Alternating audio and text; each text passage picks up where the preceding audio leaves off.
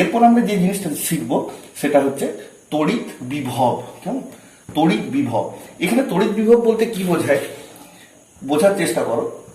তড়িৎ বিভব হচ্ছে অনেকটা বোঝার স্বার্থে বলছি, কেমন, এটা জাস্ট মনে রাখার জন্য। তড়িৎ বিভবকে তোমরা ধরবে যেন এটা তড়িৎ স্থিতিশক্তি। মানেটা কিরকম? শুনতে একটু গোলমেলে মনে হচ্ছে। তড়িৎ স্থিতিশক্তি আবার কিরকম বস্তু? না, ধরো এই একটা পাত্রে আমি কিছু পরিমাণ জল ভরেছি, কেমন? এই জলের ভর হচ্ছে এম, এবং এই জলটার ভর কেন্দ্র হচ্ছে এই বিন্দুটা। মানে আমি ধরে নিতে পারি যে এই বিন্দুতে এই গোটা এম মাসটা, এম ভরটা কেন্দ্রীভূত হয়ে আছে, কেমন? এবং এটা ভূমি থেকে উচ্চতা হচ্ছে এইচ, কেমন? এবং এই জলটার ভার বা ওজন কোন দিকে কাজ করছে? নিচের দিকে, যার মান কত? এম ইন্টু জি। তাহলে এই জলটা ভরতে আমাকে কতটা কার্য করতে হয়েছে? না, এম জি বলের বিরুদ্ধে সরণ কত? না এইচ। অতএব কার্য কতটা? কার্য হচ্ছে এম জি এইচ, কেমন? এই এম জি এইচ পরিমাণ কার্য কি হচ্ছিল? এমজিএইচ পরিমাণ কার্য কোথায় যাচ্ছিল? না, এমজিএইচ পরিমাণ কার্য কিন্তু এই জলটার মধ্যে স্থিতিশক্তির আকারে জমা হয়ে থাকছিল। তাই এই স্থিতিশক্তিটাকে আমরা কি বলছিলাম? না, অভিকর্ষীয় স্থিতিশক্তি। কারণ কি? এখানে এই অভিকর্ষ বলের বিরুদ্ধে কার্য করে এই পরিমাণ কার্য করা হচ্ছে, এই কার্যটা এর মধ্যে স্থিতিশক্তির আকারে জমা থাকছে, কেমন? কাজে এটাকে বলছিলাম আমরা অভিকর্ষীয় স্থিতিশক্তি।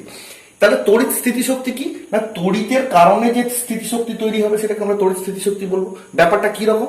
না, ধরা যাক এখানে একটা বিন্দু আধান আছে, ধনাত্মক বিন্দু আধান, এবং তার একটা তড়িৎ ক্ষেত্র আছে। তড়িৎ ক্ষেত্র জিনিসটা কিরকম? না, ধরো মনে করো এখানে একটা চুম্বক আছে, হ্যাঁ, একটা চুম্বক, একটা নর্থ পোল আছে। তো এই চুম্বকের চারপাশে যতটা এলাকা পর্যন্ত সেই চুম্বকের প্রভাব অনুভূত হয়, অর্থাৎ যতদূর পর্যন্ত লোহা আকর্ষণ বল ফিল করে, অনুভব করে, ততদূর পর্যন্ত দূরত্বটাকে আমি কি বলি? না, চৌম্বক ক্ষেত্র, কেমন? চৌম্বক ক্ষেত্র। একই রকম ভাবে এখানে যদি একটা বিন্দু আধান থাকে, সেই বিন্দু আধানের চারপাশে যতটা দূরত্ব পর্যন্ত সেই বিন্দু আধানের প্রভাব অনুভূত হবে তাকে আমরা কি বলবো? না, তড়িৎ ক্ষেত্র, কেমন? তাকে আমরা বলবো তড়িৎ ক্ষেত্র। এখন এই তড়িৎ ক্ষেত্রের মধ্যে যদি আমি কোনো একটা ধনাত্মক আধানকে প্রবেশ করানোর চেষ্টা করি, এই এই এই আধানটা কি করবে? একে কিভাবে প্রভাবিত করবে? না, একে বিকর্ষণ বল দেবে। একই রকম ভাবে এখানে যদি আমি একটা ঋণাত্মক আধান প্রবেশ করানোর চেষ্টা করি, তাহলে একেও কিভাবে প্রভাবিত করবে? না, একেও আকর্ষণ করবে। মোট কথা, কোনো একটা আধানকে তড়িৎ ক্ষেত্রের মধ্যে ঢোকাতে গেলেই দেখা যাবে যে হয় তার উপর একটা আকর্ষণ বল বা একটা বিকর্ষণ বল কাজ করছে, মোটের উপর একটা বল কাজ করবে, কেমন? তো সেই বল এবং তার জন্য এই যে সরণ, এই দুটো মিলে কি হবে? না, কার্য হবে। মানে এই ধনাত্মক আধানটাকে এই তড়িৎ ক্ষেত্রের মধ্যে ঢোকাতে গেলে আমাকে কি করতে হবে? কিছুটা বলের বিরুদ্ধে কার্য করতে হবে। এই ঋণাত্মক আধানকে এই এই তড়িৎ ক্ষেত্রের মধ্যে ঢোকাতে গেলে কি করতে হবে? না, কিছু পরিমাণ বলের দ্বারা কার্য হবে। তো দু ক্ষেত্রে এই যে কার্য যেটা হচ্ছে, সেই কার্যটা কি হচ্ছে? সেই কার্যটা কি মানে নষ্ট হয়ে যাচ্ছে? সেটা কোনোদিন সম্ভব নয়। কারণ কার্য মানে শক্তি, এবং শক্তির নিত্যতা মেনে, মানে নিত্যতা সূত্র মেনে চলে, কেমন? কাজেই এই যে পরিমাণ কার্য করলাম সেটা এইখানে, মানে এই তড়িৎ ক্ষেত্রের মধ্যে যখন আমি এই পজিটিভ আধানটাকে প্রবেশ করিয়েছি, ধরো এটা একটা তড়িৎ ক্ষেত্র, তো এর মধ্যে পজিটিভ আধানটাকে আমি প্রবেশ করিয়ে এইখানে নিয়ে এসেছি। তো এইখানে আনতে গেলে আমাকে কিছু পরিমাণ বলের বিরুদ্ধে কার্য করতে হয়েছে। এই কার্যটা কিন্তু এর মধ্যে কিছু পরিমাণ শক্তি রূপে সঞ্চিত থাকবে। ঠিক আমরা জলের ক্ষেত্রে যে উদাহরণটা দেখছিলাম, যে কার্যটা জলের মধ্যে স্থিতিশক্তি আকারে সঞ্চিত ছিল, অভিকর্ষীয় স্থিতিশক্তি, এক্ষেত্রেও কিন্তু এটা স্থিতিশক্তির আকারে জমা হয়ে থাকবে। এই স্থিতিশক্তিটাকে আমি বলছি তড়িৎ বিভব। ওই জন্য আমি তড়িৎ বিভবকে মনে রাখার জন্য বলছি কি, যে এটাকে তুমি তড়িৎ স্থিতিশক্তি ভাবতে পারো, কেমন? তো ওই জলের উদাহরণটাতে যেরকম আমরা দেখছিলাম, যে ধরো এই পাত্রে জল ছিল, তো এটা ওর সেন্টার অফ গ্র্যাভিটি, মানে ভর কেন্দ্র, কেমন? একে এই ভূমি থেকে আমি এই উচ্চতা তুলেছিলাম বলে কিছু পরিমাণ কার্য করতে হয়েছিল। তো ভূমিতে স্থিতিশক্তি কত ছিল? ভূমিতে স্থিতিশক্তি ছিল 0। একই রকম ভাবে তড়িৎ ক্ষেত্রের ক্ষেত্রে ধরে নেওয়া হয় যে অসীম দূরত্বে স্থিতিশক্তি হচ্ছে 0, এবং অসীম দূরত্ব থেকে তড়িৎ ক্ষেত্রের মধ্যে কোনো একটা বিন্দুতে একক আধানকে আনতে গেলে যে পরিমাণ কার্য করতে হচ্ছে, সেই কার্যটা ওর মধ্যে স্থিতিশক্তির আকারে জমা থাকছে, তাকেই আমরা বলছি তড়িৎ বিভব। কাজে তড়িৎ বিভবের সংজ্ঞাতে আমরা কি বলবো? না, তড়িৎ বিভব হচ্ছে অসীম দূরত্ব থেকে একক আধানকে কোনো তড়িৎ ক্ষেত্রের কোনো একটি বিন্দুতে আনতে যে পরিমাণ কার্য করতে হয়, কেমন? সেই পরিমাণ কার্যকে ওই তড়িৎ ক্ষেত্রে ওই বিন্দুর মানে কি তড়িৎ বিভব বলে। কেমন? অসীম দূরত্ব থেকে একটি একক ধনাত্মক তড়িতাধানকে তড়িৎ ক্ষেত্রে কোনো বিন্দুতে আনতে যে কার্য করতে হয় তাকে ওই বিন্দুতে ওর তড়িৎ বিভব বলে। ঠিক আছে? তড়িৎ বিভবের একক কি? না তড়িৎ বিভবের একক হচ্ছে ভোল্ট। কেমন? কি না ভোল্ট, একে আমরা ইংরেজিতে ভি দিয়ে প্রকাশ করি। ঠিক আছে? তো ধরো তড়িৎ ক্ষেত্রের মধ্যে এই একটা বিন্দু আছে, এই একটা বিন্দু আছে, এই বিন্দুটার তোমার বিভব হচ্ছে V1, এই বিন্দুটার বিভব হচ্ছে V2। কেমন? এই V1 আর V2 এর মধ্যে যে পার্থক্য তাকেই আমরা বলবো এই বিন্দু দুটির মধ্যে বিভবের পার্থক্য বা বিভব প্রভেদ। তো ব্যাপারটা কি রকম না, এই বিন্দুর বিভব V1 বলতে আমি কি বুঝি না, অসীম দূরত্ব থেকে এই বিন্দুতে, অসীম দূরত্বটাকে আমি ধরে নিলাম মনে করো এ বিন্দু থেকে এইখানে বিভব আনতে, এই বি বিন্দুতে বিভব আনতে আমাকে যা কার্য করতে হয়েছিল সেই কার্যটাই হচ্ছে V1।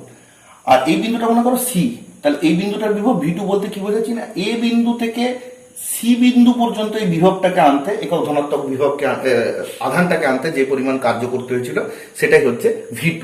তাহলে V1 মানে কি? V1 মানে হচ্ছে এ থেকে বি তে আনতে কার্য। কেমন? আর V2 হচ্ছে কি না এ থেকে সি তে আনতে কার্য। তো এ থেকে সি তে আনতে কতটা কার্য করতে হবে না, এ থেকে সি দূরত্বটাকে আমি যদি দুটো দূরত্ব ভেঙে নিচ্ছি, এ থেকে বি, বি থেকে সি, তাহলে এ থেকে সি আনতে কতটা কার্য করতে হবে না, এ থেকে বি তে আনতে কার্য প্লাস বি থেকে সি তে আনতে কার্য। কেমন? অতএব V2টা কি পেলাম না, এ থেকে বি তে আনতে কার্য প্লাস বি থেকে সি তে আনতে কার্য। কেমন? আর V1টা কি পেয়েছিলাম না, এ থেকে বি তে আনতে কার্য। এখন যদি আমি V2 থেকে V1 যদি বাদ দিই, V2 থেকে যদি V1 বাদ দিই, তাহলে দেখো এই যে এ থেকে বি তে আনতে কার্য এটা এখানেও রয়েছে, এখানেও রয়েছে, এই দুটো পরস্পর কেটে যাবে, কাজে কোনটা পড়ে থাকবে না বি থেকে সি তে আনতে কার্য। অর্থাৎ V2 মাইনাস V1 বলতে কি বোঝাচ্ছি না, বি বিন্দু থেকে সি বিন্দুতে একক ধনাত্মক আধানকে আনতে যে পরিমাণ কার্য করতে হয় সেই কার্যকে এই দুটি বিন্দুর মধ্যে বিভব প্রভেদ বা বিভব পার্থক্য বলে। অর্থাৎ বিভব প্রভেদ কি না, দুটো বিন্দুর বিভবের পার্থক্য, এবং তার সংজ্ঞাতে আমরা কি বলবো না, কোনো একটি তড়িৎ ক্ষেত্রের মধ্যে একটি বিন্দু থেকে অপর বিন্দুতে একক ধনাত্মক তড়িতাধানকে নিয়ে যেতে যে পরিমাণ কার্য করতে হয় তাকে ওই দুটি বিন্দুর মধ্যে বিভব প্রভেদ বা বিভব পার্থক্য বলে। কেমন? এরপর আমরা যে জিনিসটা শিখবো সেটা হচ্ছে তড়িৎ কোষ এবং ইএমএফ। ইএমএফ জিনিসটা কি না, ইএমএফ ব্যাপারটা হচ্ছে ভেঙে বললে ইএমএফ কথার মানে হচ্ছে ইএমএফ মানে হচ্ছে ইলেকট্রো মোটিভ ফোর্স। কেমন? কথাটার মানে যে ফোর্স বা বল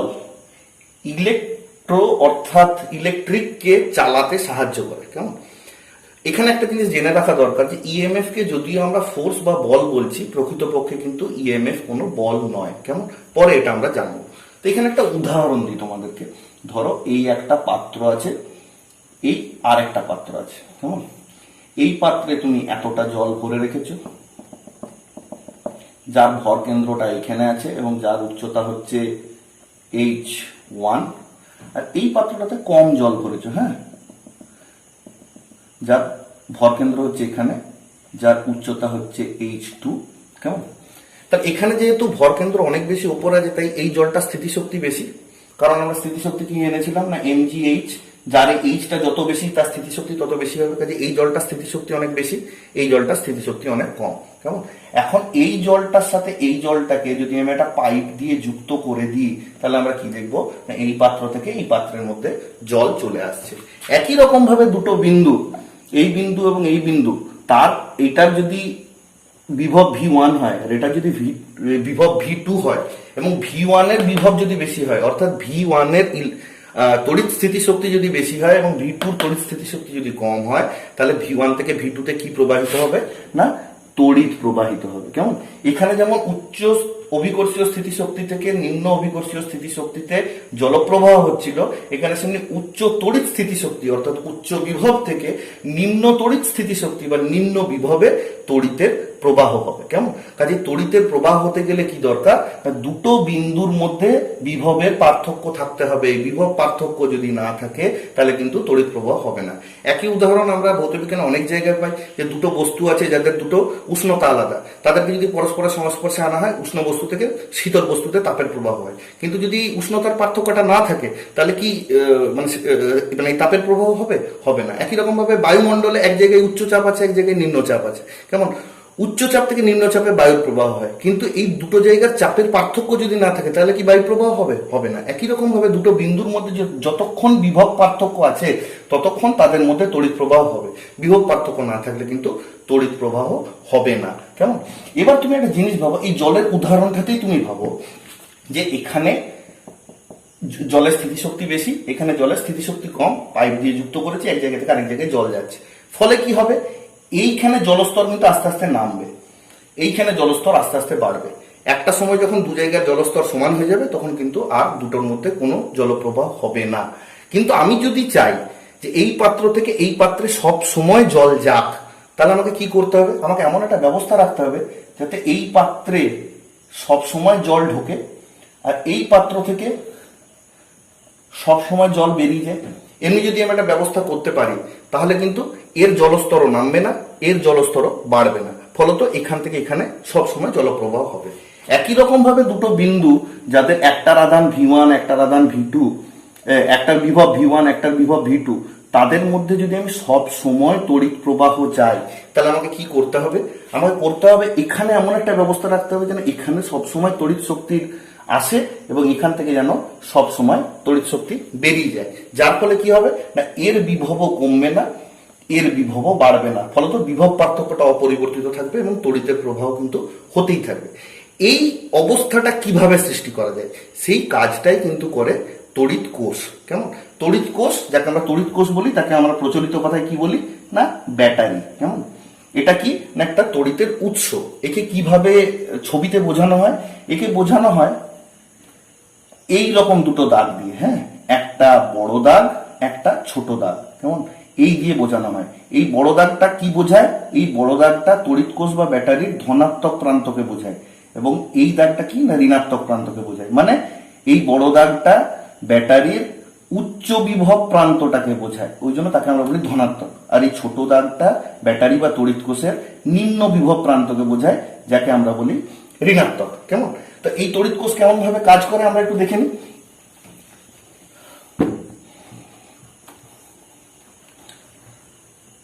মনে করো এই দুটো বিন্দু, কেমন, এ আর বি দুটো বিন্দু। এ বিন্দুর বিভব V1 ভোল্ট,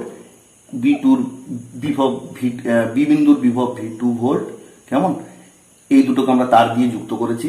এখন এই এ প্রান্তটাকে যদি একটা তড়িৎ কোষের উচ্চ বিভব প্রান্তর সাথে যুক্ত করা হয় আর এই বি বিন্দুটাকে তড়িৎ কোষের একটা নিম্ন বিভব প্রান্তর সাথে যুক্ত করা হয়, মানে এইটা কি, এইটা হচ্ছে তড়িৎ কোষ। কেমন? যদি যুক্ত করা হয় তাহলে কি ঘটবে না, এই উচ্চ বিভব প্রান্ত থেকে সব সময় তড়িৎ যাবে এ বিন্দুতে, আধান যাবে এ বিন্দুতে, এ বিন্দু থেকে যাবে বি বিন্দু থেকে, বি বিন্দু থেকে আবার ফিরে আসবে এইখানে।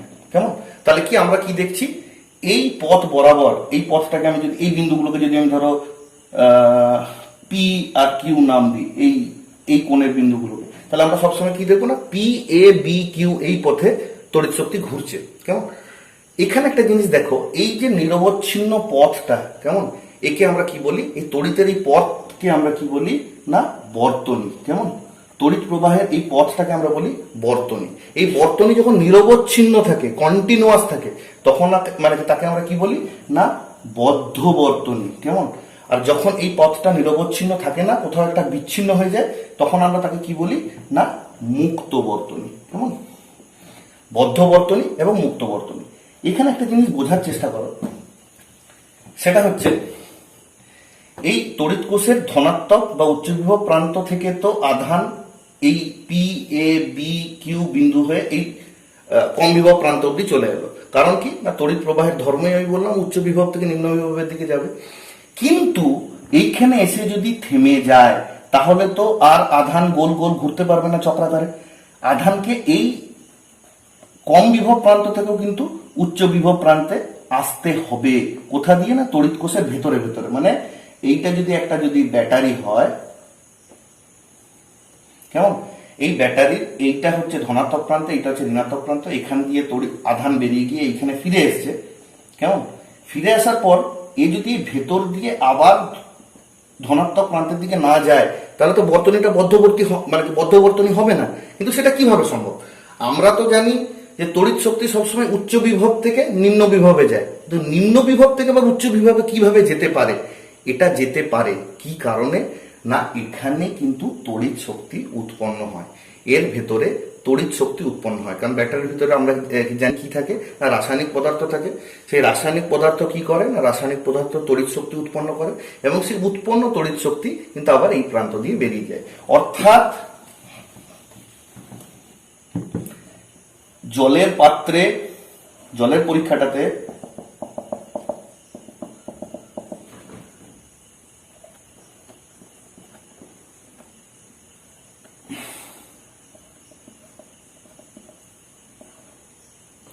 যেমন এইখানে আমরা জলের সাপ্লাই দিয়েছিলাম আর এখান থেকে জল বার করে নেওয়ার ব্যবস্থা করেছিলাম, কেমন, এখানেও সেরকম এই বিদ্যুৎ আমরা সাপ্লাই দেওয়ার ব্যবস্থা করেছি, সরবরাহ করার ব্যবস্থা করেছি। কি না শক্তি বা আধান বা তড়িৎ শক্তি বা আধান, সেটা কে দিচ্ছে? তড়িৎ কোষ দিচ্ছে।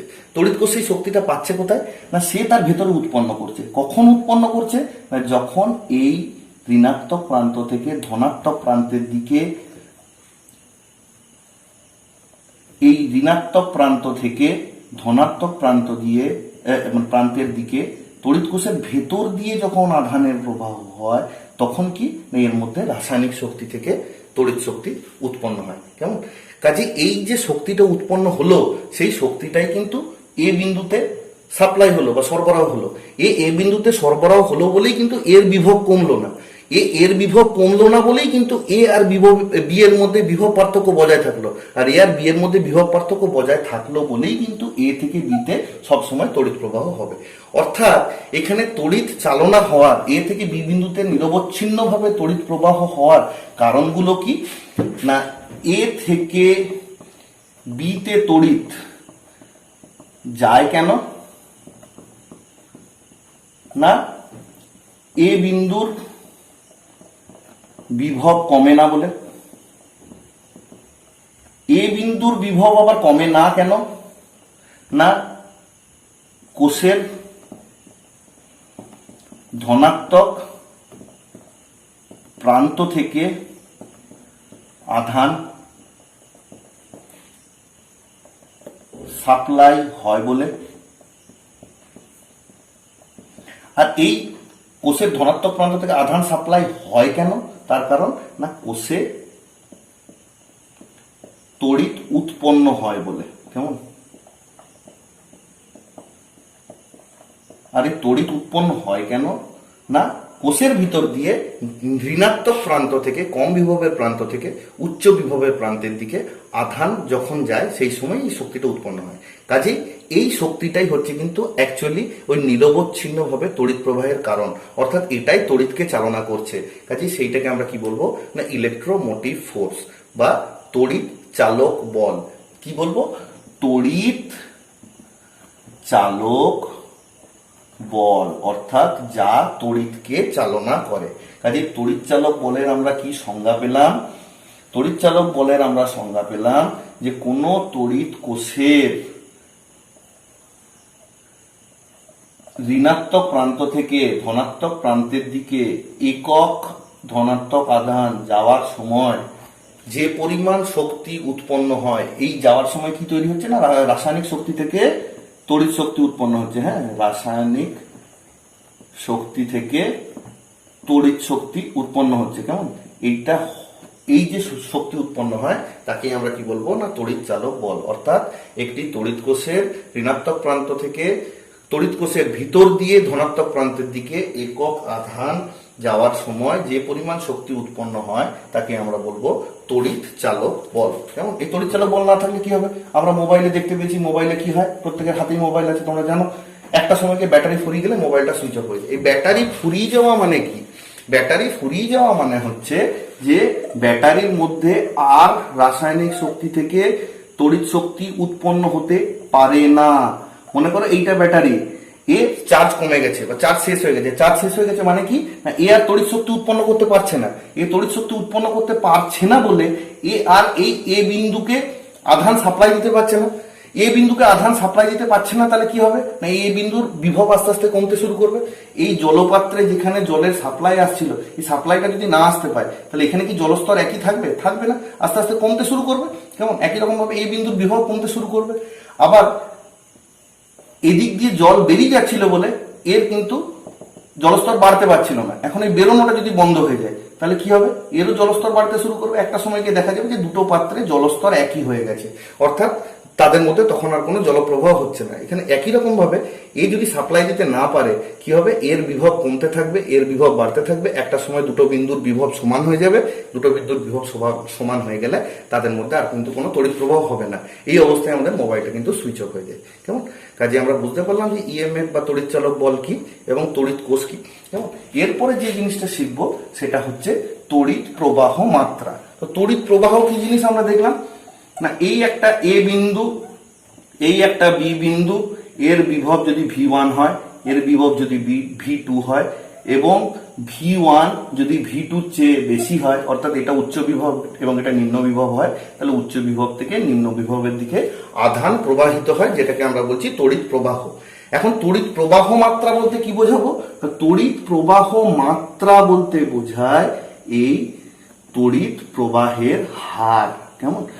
সেটা হচ্ছে কি না, আধান যেটা প্রবাহিত হচ্ছিল তার প্রবাহের হার। কেমন?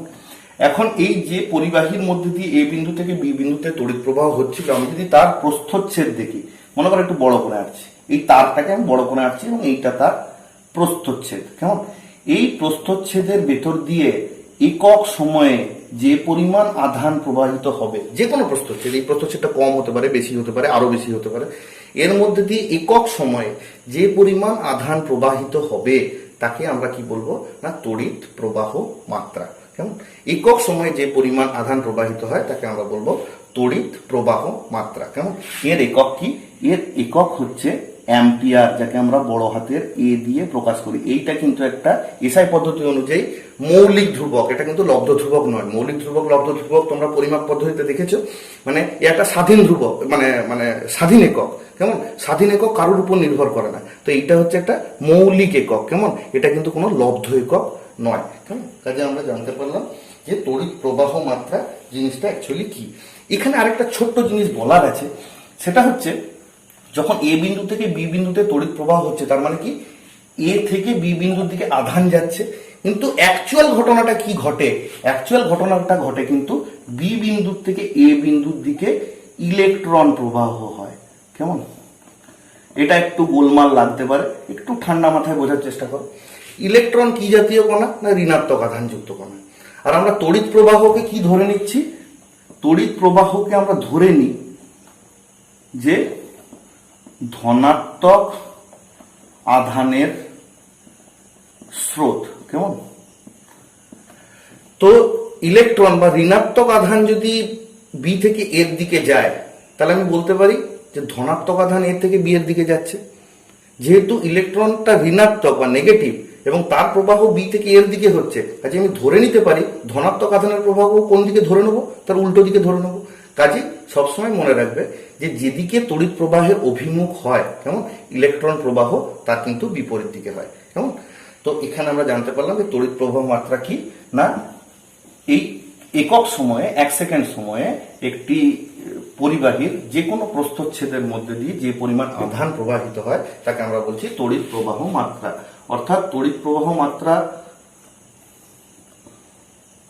কি না, আধান বাই সময়। সময়টা কোন এককে? অবশ্যই সেকেন্ড একক। কেমন? এখানে যদি একটা ছোট্ট উদাহরণ যদি দেখে নিই, যে একটি কোনো পরিবাহী প্রস্থচ্ছেদের মধ্যে দিয়ে 1 মিনিট সময়ে 30 কুলম আধান প্রবাহিত হচ্ছে। কত না, টি বা সময়টা কত, আমি এটাকে কি দিয়ে প্রকাশ করবো না, এটা কিউ বাই টি। কিউ আধানকে বোঝায়, টি সময়কে বোঝায়। তো কি বলেছে? টি মানে 1 মিনিট। এই 1 মিনিটকে কিন্তু আমার সেকেন্ডে প্রকাশ করে নিতে হবে, কারণ এখানে আমি বলেছি এটা যেন সেকেন্ড এককে থাকে। কেমন? তাহলে 60 সেকেন্ড সময়ে কি পরিমাণ আধান প্রবাহিত হয়? না কিউ সমান 30 কুলম। কেমন? অতএব তড়িৎ প্রবাহ মাত্রাকে বোঝানো হয় বড় হাতের আই দিয়ে। কেমন?